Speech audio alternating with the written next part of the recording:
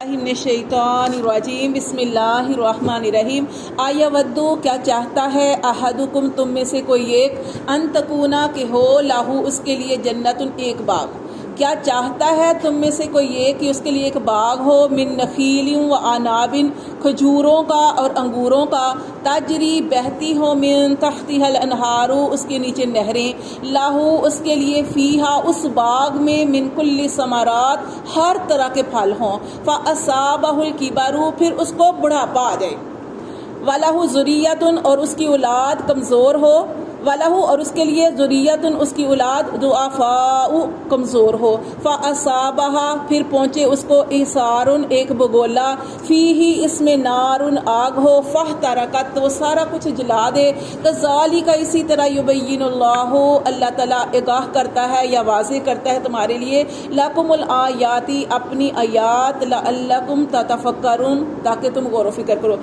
تو دیکھیں یہ اس مثال کو بھی آپ نے بڑے دھیان سے سمجھنا ہے کہ دیکھیں اللہ تعالیٰ نے یہاں پہ مثال دی ہے۔ اللہ فرماتے ہیں کہ تم میں سے کوئی ایک چاہتا ہے کہ اس کا باغ ہو، اس باغ میں کھجوریں ہوں، انگور ہوں اور اس کے نیچے نہریں بہتی ہوں، جیسے ہم پڑھتے ہیں نا جنت کا سما کہ جنت کے اندر کھجوریں ہوں گی، انگور ہوں گے اور بھی بہت ہر طرح کے پھل ہوں گے اور اس کے نیچے نہریں بہتی ہوں گی۔ یعنی اتنا پیارا اس بندے نے باغ لگایا۔ یہاں پہ ایک آدمی کی مثال دی جا رہی ہے کہ اس آدمی نے ایک باغ لگایا اور باغ لگانے میں زمانہ لگ جاتا ہے، یعنی اس نے پوری زندگی اپنی جوانی، اس نے اپنی ساری جوانی اس باغ کو لگانے میں لگا دی۔ اب جب باغ مکمل ہو گیا، اب اس کی جوانی ختم ہو گئی، اب اس کو بڑھاپا آ گیا، اب اس کی وہ عمر آ گئی کہ اب اس نے بیٹھ کے ساری زندگی کھانا تھا، ٹھیک ہے نا، جب باغ تیار ہو گیا اب اس نے ساری زندگی بیٹھ کے کھانا تھا۔ لیکن کیا ہوا، جیسے ہی باغ تیار ہوا تو اس باغ کے اوپر اللہ تعالیٰ نے ایک ایسی ہوا چلائی کہ اس میں آگ تھی، اس نے سارے کا سارا اس کا باغ جلا دیا، سارا کچھ جل گیا۔ اب کیا ہے، اس مثال کو سمجھے، اب کیا ہے کہ اب وہ بندہ نہ جوانی کی طرف لوٹ سکتا ہے جوانی کی طرف نہیں، اب نہ وہ جوانی کی طرف لوٹ سکتا ہے، نہ وہ اب بڑھاپا ہو گیا، اس کو بوڑھا ہو گیا، اب وہ دوبارہ باغ لگا نہیں سکتا، اتنی محنت کیسے کرے گا۔ اب اس کے بچے کمزور ہیں، مطلب کہ چھوٹے ہیں، وہ بوڑھا ہو گیا اور اس کے بچے ابھی چھوٹے ہیں، ہو سکتا ہے اس کی شادی لیٹ ہوئی ہو، یہاں پہ یہ مثال دی گئی ہے، اور اس کے بچے ابھی چھوٹے ہیں لیکن وہ بوڑھا ہو گیا، باغ اس کا سارا جل گیا، اب اسے کیا ہوگا، پچھتاوا، اب کچھ بھی اس کے ہاتھ نہیں لگا۔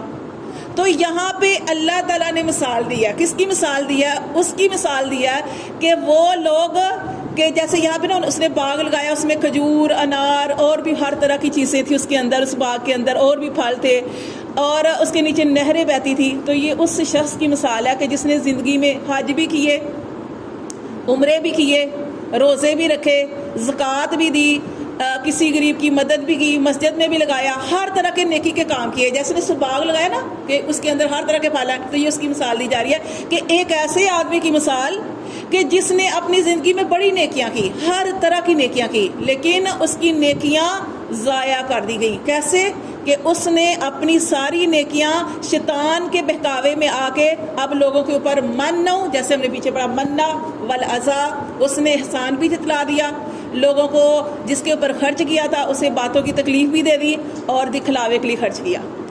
اب یہ جیسے ہم پڑھے تھے، میں نے آپ کو کل مثال دی تھی کہ ایک عالم، ایک شہید اور ایک سخی، ان کا سارا کچھ اللہ تعالیٰ کہیں گے ضائع، کیوں؟ انہوں نے دوسروں کو دکھانے کے لیے کیا تھا۔ اس کا بھی یہی حال ہے، اس نے سوچا کہ میں نے زندگی میں بڑی نیکیاں کر لی ہیں، بڑا میں نے آگے کے لیے بھیج لیا ہے، بڑی میں نے آخرت کی تیاری کر لی ہے، میں نے تو فلاں کو بھی دیا، میں نے تو حج بھی کر لیے، میں نے تو روزے بھی رکھے، میں نے، لیکن یہ سارا کچھ کرنے کے بعد اس نے ضائع کر دیا، لوگوں کو بتا دیا کہ میں تو اتنی عبادت کرتا ہوں، اور لوگوں کو جس کے اوپر مال خرچ کیا اس کو تانے دیتا رہا کہ میں نے تمہارے ساتھ بھلائی کی، میں نہ ہوتا تمہارا کام نہیں ہونا تھا، یعنی اس طریقے سے باتیں کی۔ تو اللہ کہتے ہیں کہ اللہ نے اس کا سارا ضائع کر دیا۔ اب جب وہ اللہ کی طرف جائے گا قیامت والے دن، جب اسے نیکیوں کی اشد ضرورت ہوگی، اس وقت اس کے پاس ایک بھی نیکی نہیں ہوگی۔ تو یہ اس باغ کی مثال سے یہ سمجھایا گیا ہے کہ جیسے باغ والے کا جب اس نے بیٹھ کے کھانا تھا، ٹھیک ہے، سارا اس کا مدار جو تھا اس باغ کے اوپر تھا، وہ جل گیا، ایسے ہی اس شخص کو جب نیکیوں کی ضرورت ہوگی، جب قیامت والے دن، تو اس کی ساری نیکیاں ضائع کر دی جائیں گی، کیونکہ نبی صلی اللہ علیہ وسلم کی ایک حدیث ہے جس میں آپ صلی اللہ علیہ وسلم نے ارشاد فرمایا کہ قیامت والے دن بعض لوگوں کی نیکیاں اس ایک پہاڑ ہے تہامہ پہاڑ کا نام ہے. آپ نے فرمایا کہ تہامہ پہاڑ کے برابر ہوں گی. پہاڑ کتنا تھا, کتنا اونچا, ٹھیک ہے نا, تہامہ پہاڑ کے برابر ہوں گی, لیکن اللہ تعالیٰ ان کی نیکیوں کو خاک بنا کے اڑا دے گا. کیوں؟ انہوں نے دکھاوے کے لیے کی. اس لیے عمل کرنا ہے آپ نے اللہ کی رضا کے لیے کرنا ہے. اگر آپ نے دکھلاوے کی نیت سے کیا تو آپ کا سارا کچھ بیکار ہو جائے گا. تو اس میں یہ والی مثال دی گئی. اچھا, ایک اور حدیث میں نے آپ کو بتانی تھی کہ نبی صلی اللہ علیہ وآلہ وسلم نے ارشاد فرمایا کہ خرچ کے اعتبار سے 4 طرح کے لوگ ہوتے ہیں. یہ آپ نے حدیث جو بڑے دھیان سے سنی ہے, میں نے آپ لوگوں سے یہ سننی ہے یہ حدیث. خرچ کے اعتبار سے 4 طرح کے لوگ ہوتے ہیں. ایک وہ شخص ہے جس کو اللہ تعالیٰ نے مال دیا اور علم بھی دیا. دیکھیں, علم کے بغیر آپ مال کا صحیح استعمال نہیں کر سکتے. اللہ نے اس کو علم دیا اور مال دیا, دونوں چیزیں دی. اب چونکہ اس کے پاس علم ہے نا, تو علم کی وجہ سے جو اللہ نے اس کو نعمت دی ہے نا مال کی, اس کا اچھا استعمال کرتا ہے, اپنے پہ لگاتا ہے, اپنی بیوی بچوں پہ خرچ کرتا ہے, مسجد میں بھی دیتا ہے, اللہ کے راستے میں بھی دیتا ہے, غریبوں کی بھی مدد کرتا ہے, حق والوں کے حق ادا کرتا ہے, والدین کے حق ادا کرتا ہے, جو جو حق ہیں اس کے ذمے وہ اپنے مال کے ذریعے ادا کرتا ہے. تو کیا ہے, آپ صلی اللہ علیہ وسلم نے ارشاد فرمایا کہ وہ سب سے بہترین درجے پہ ہے, بہترین درجے پہ. اور دوسرا وہ شخص ہے جس کے پاس مال نہیں ہے, صرف علم ہے. دوسرا وہ شخص جس کے پاس علم ہے, مال نہیں ہے, اور وہ اس آدمی کو دیکھتا ہے کہ اس کے پاس مال ہے, کیسے وہ غریبوں کی مدد کرتا ہے, کیسی اچھی جگہ پہ لگاتا ہے. وہ سوچتا ہے اللہ میرے پاس بھی مال آئے نا تو میں بھی ایسے ہی کروں گا, میں بھی حق والوں کے حق ادا کروں گا, اللہ تیرے راستے میں لگاؤں گا. اللہ فرماتے ہیں اس بندے کو بھی اس کے برابر ثواب ملے گا, وہ بھی بہترین درجے پہ ہے. کس وجہ سے؟ اس کی نیت اچھی تھی. اس کے پاس ہے نہیں, مال نہیں ہے, لیکن اس نے نیت اچھی کر لی تو اللہ تعالیٰ اس کو اس آدمی کے برابر ثواب دیں گے. اچھا, تیسرا وہ شخص ہے جس کے پاس علم نہیں ہے, بس اس کے پاس مال ہے. اب اس کے پاس مال ہے نا, تو مال کی وجہ سے لوگوں کے اوپر زیادتی کرتا ہے, ظلم کرتا ہے, رشتہ داروں کے ساتھ بھی بدتمیزی کرتا ہے, ظلم زیادتی کا معاملہ کرتا ہے, حق والوں کے حق ادا نہیں کرتا, سرکشی کرتا ہے. تو اس کے بارے میں آتا ہے, حدیث میں آتا ہے وہ بدترین درجے پہ ہے, سب سے برا انسان ہے, برے درجے پہ ہے. اور چوتھا وہ شخص ہے جس کے پاس نہ علم ہے نہ مال, کچھ بھی نہیں ہے.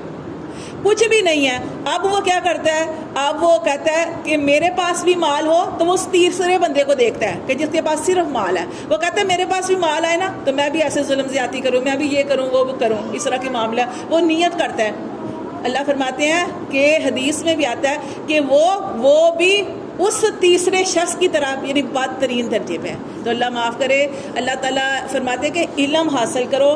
علم جو ہے گود سے لے کر گور تک کہ آپ نے علم حاصل کرنا ہے. علم حاصل کریں گے تو تب آپ کو سمجھ لگے گی کہ آپ نے جو اللہ تعالیٰ نے آپ کو نعمتیں دی ہیں ان نعمتوں کا کیسے استعمال کرنا ہے. تو اللہ تعالیٰ بس ہمیں جو کچھ بھی ہم پڑھتے ہیں اس پر عمل کرنے کی توفیق عطا فرمائے.